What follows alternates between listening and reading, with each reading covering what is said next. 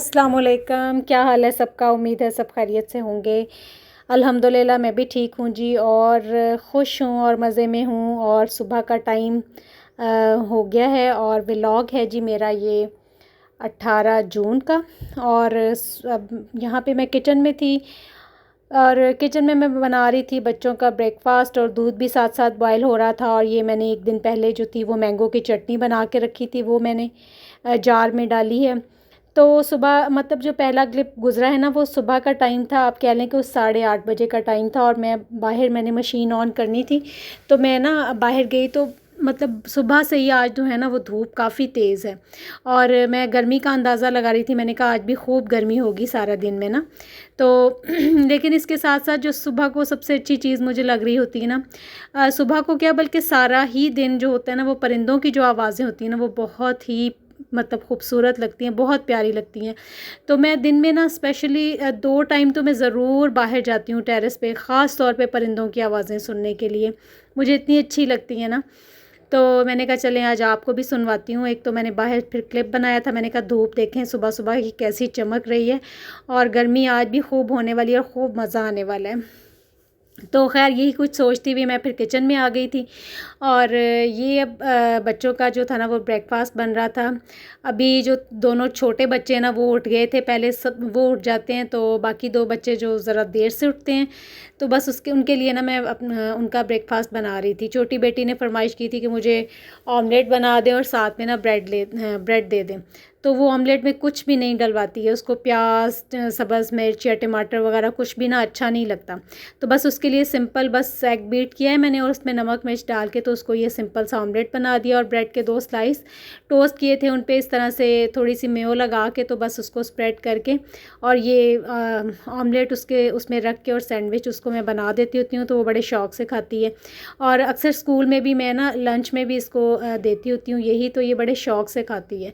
Even के सलार भी ऐसे जो है ना वो ब्रेड ऐसे ही ज़्यादा शौक़ से खाता है, मतलब मेयो लगवा के और फिर साथ उस पर ऑमलेट लगवा लेना है। तो बस यही मतलब इसी तरह से बच्चों को देते हैं ना ब्रेकफास्ट में। कभी ब्रेड पे ब्रेड ऑमलेट दे दिया, कभी फ्राई अंडा दे दिया साथ, या कभी जैम लगा दिया टोस्ट करके ब्रेड को, तो बच्चे खा लेते हैं बस शौक़ से। और साथ में चाय भी ले लेते हैं। मेरे बच्चे तो खैर चाय भी शौक़ से पीते हैं, ख़ुसूसन दोनों छोटे बच्चे जो हैं ना वो चाय भी बहुत शौक़ से पीते हैं। तो बस ये इस तरह से मैं ना सुबह का टाइम था और ये ब्रेकफास्ट बना रही थी, और साथ साथ बाकी रूटीन के जो काम थे वो भी हो रहे थे। कलसूम भी आई हुई थी, वो अपना काम कर रही थी। तो बस इसी तरह से टाइम जो था ना वो दोपहर का हो गया था। और आज मैंने बनाने थे जी सालन बनाया था टिंडे गोश्त, और ये मैंने बना चुकी थी, तो मैंने कहा ये भी मैं आपको फ़ाइनल लुक इसकी दिखा दूँ। तो इसमें जो थे ना वो टिंडे ज़्यादा थे, और जो गोश्त था ना वो कम था। गोश्त इसलिए कम था कि क्योंकि हम 2 जो घर में अफराद हैं ना, मैं और मेरे हस्बैंड, ज़्यादातर मटन जो है ना वो हम ही खाते हैं। चिकन मतलब बच्चे शौक़ से खा लेते हैं, वो भी बहुत ज़्यादा शौक़ से चिकन मतलब नहीं खाते हैं। तो बस इस तरह से फिर मैंने ये सालन बनाया था, और अब ये दोपहर का टाइम था, रोटियां वगैरह बना रही थी। तो अब जो था ना मैंने आपको ये मैं दिखा रही थी कि मेरी रोटी जो है ना वो काफ़ी इम्प्रूव हो गई है। आज आपको लग रहा होगा कि कुछ थोड़ी सी ना गोल बन गई है। तो मतलब काफ़ी, अब देख लें कि मुझे कितना अरसा हो गया है शादी को भी, माशाल्लाह से 17 साल हो गए हैं, लेकिन मेरी रोटी नहीं गोल होने में आ रही। तो बस इसके बाद बस ऐसे ही होता है जी, कोई बात नहीं, ज़िंदगी में कोई चीज़ परफेक्ट नहीं हो सकती। आप कभी भी आप मतलब परफेक्शन के लेवल पे पहुंच ही नहीं सकते हैं। तो इसके बाद जी ये फिर शाम का टाइम था, शाम की चाय के बर्तन वगैरह, कुछ गेस्ट आ गए थे तो फिर उनको चाय वगैरह पिलाई। और चीज़ें जो थी ना वो किचन में बिखरी हुई थी। ये बलाई मैंने फ्रीज़र में से निकाल के रखी थी, इसको मैंने इसमें थोड़ा सा दही डाल दिया था। मैंने कहा ये मतलब हो जाएगी, तैयार हो जाएगी, यानी जम जाएगी, तो फिर मैं इसको ना मक्खन निकालूंगी इसमें से।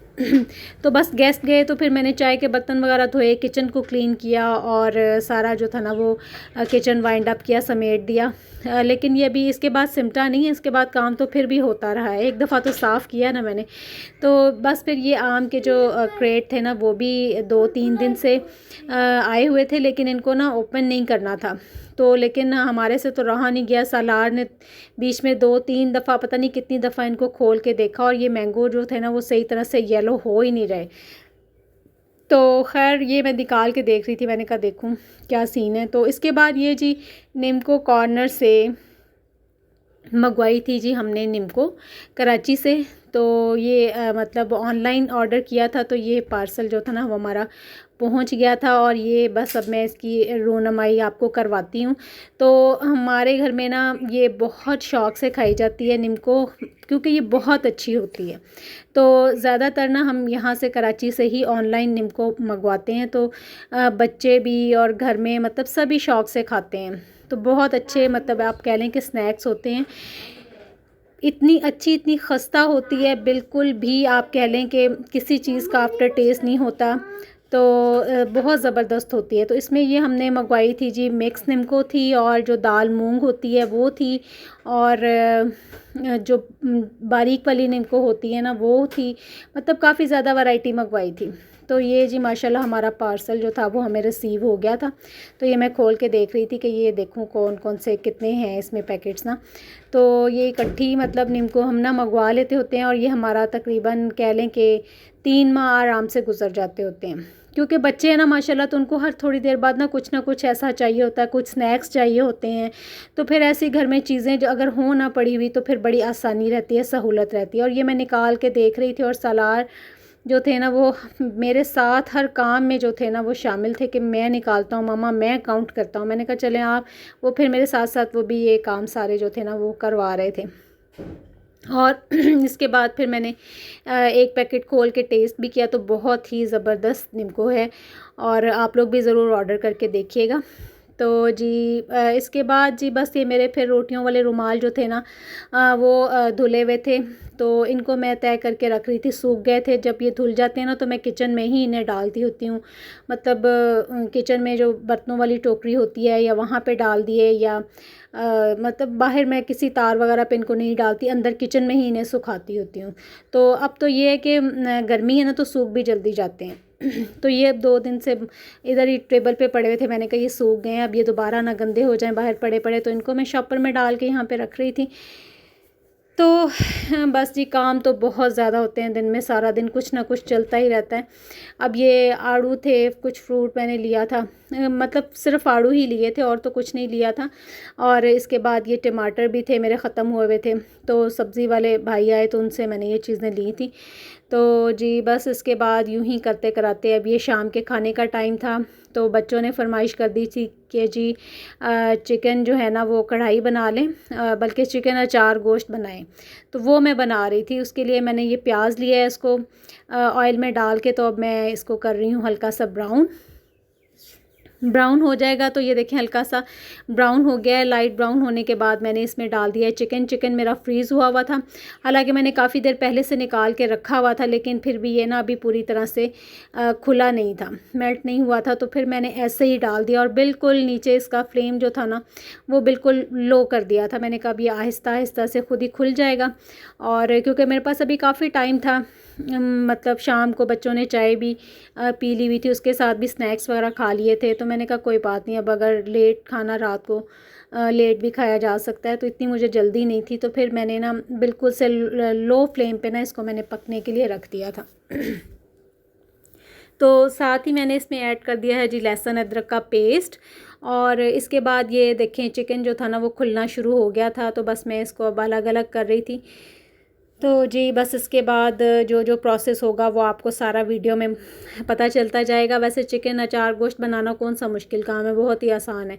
तो ये मैंने टोमेटोज़ की जो थी ना वो पेस्ट बना के रखी हुई थी। ये 3 बड़े बड़े साइज़ के टोमेटोज़ थे, तो ये मैंने ना पेस्ट बना के रख ली थी। और ये ना मैंने देखा है कि मतलब आप चिकन का कोई भी ग्रेवी बना रहे हैं ना, ग्रेवी वाला कोई भी सालन बना रहे हैं मसाले वाला, अगर उसमें आप टोमेटोज़ की पेस्ट बना के डालें ना तो बहुत ही अच्छी ग्रेवी बनती है, बहुत ही अच्छा मसाला जो होता है ना वो बड़ा स्मूथ सा बनता है। तो यहाँ पे फिर मैंने पेस्ट डाला था टोमेटोज़ का, और इसके बाद थोड़ा सा मैंने साथ पानी भी डाल दिया था। उससे ये था कि मैंने कहा चिकन जो है वो भी गल जाएगा इसमें पानी के साथ। और साथ साथ मैंने इसमें डाल रही हूँ जी, मैं इसमें मसाले ऐड कर रही हूँ। मसाले वही जो हमारे रेगुलर स्पाइसेस होते हैं वो मैं डाल रही हूँ।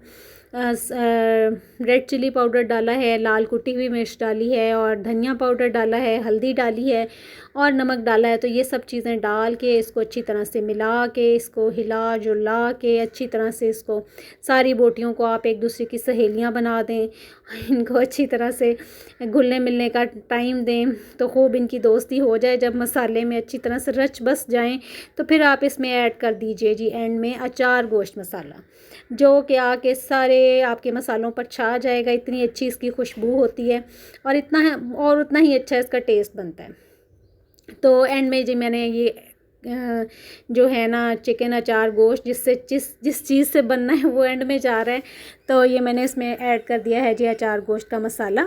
सिर्फ 2 मैंने चम्मच ऐड किए हैं, 2 जो हमारे खाने वाले स्पून होते हैं ना, वो वाले मैंने इसमें ऐड किए हैं। और इसको ऐड करके फिर इसको अच्छी तरह से हिला जुला लें, मिला लें, मिक्स कर लें। अब जो अचार गोश्त का मसाला है उसको बाकी मसालों के साथ मिक्स होने का मौका दें, टाइम दें उसको मिलने जुलने का, उनकी मुलाकात बढ़ाएं आपस में। और फिर दही जो है वो कहती है मैं भी क्यों पीछे रहूं, मैं भी जल्दी जल्दी आ जाऊं, मुझे भी डालो मुझे भी डालो। मैंने कहा अच्छा भी आ जाओ, तुम भी जल्दी जल्दी आ जाओ। तो यहाँ पे दही भी इसमें ऐड हो गई थी और दही भी अब इनके साथ खूब जो थी ना वो घुल मिल रही थी। तो सब्ज़ मिर्चें भी कहने लगी कि भाई मुझे भी डालो, मुझे क्यों रखा हुआ है। मैंने कहा आ जाओ भी, इतनी गर्मी में तुम्हारी कसर बाकी थी, तुम भी इसमें शामिल हो जाओ। तो यहाँ पे जी सब चीज़ें मैंने डाल दी थी और थोड़ा सा पानी डाला था और मैंने पकने के लिए रख दिया था। मैंने कहा चलें चिकन में कोई कसर ना रह जाए, तो चिकन अच्छी तरह से गल जाए। लास्ट में जी मैंने थोड़ी सी गार्निशिंग की है। अदरक बेचारा थोड़ा सा था ना, वो मैंने कहा चलो तुम भी चलो, तुम क्यों बचे हुए हो। तो अदरक भी मैंने डाल दिया इसमें, सब्ज़ मिर्चें भी डाल दी, धनिया भी डाल दिया। तो ये मेरा हो गया है मज़ेदार सा अचार गोश्त तैयार। और मैंने अपने लिए बनाया है 7 पराठा इसके, तो बहुत ही मज़े का था। आप लोग भी बना के देखिएगा और इन्जॉय कीजिएगा। तो इसके साथ ही मुझे दीजिए इजाज़त। अल्लाह हाफ़िज़।